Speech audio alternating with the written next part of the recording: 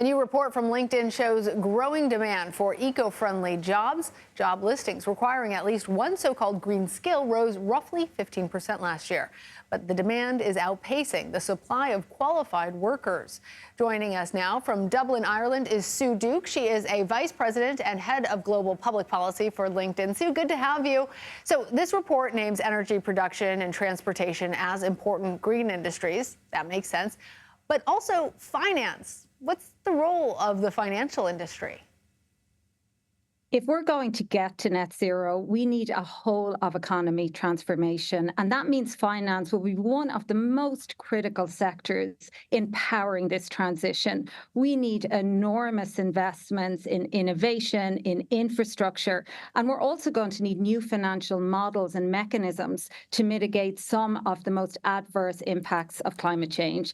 And today, the finance sector is really in catch-up mode. Just 1 in every 15 workers in finance has a green skill.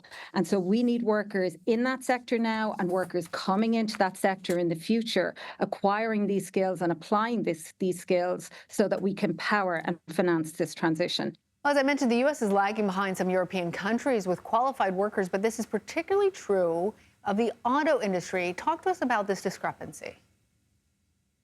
The policy incentives for the transition of auto have been in Europe for longer. And so that's why you see countries like Germany and Sweden having a higher percentage of auto workers with EV skills.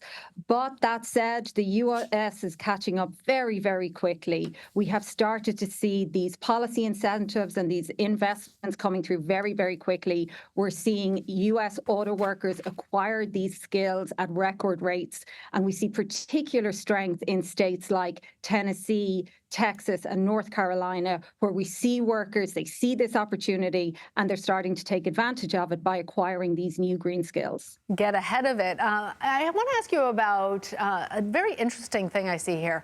There's another study that found more men than women have green skills, and that there is actually a growing gap on that. Why is that?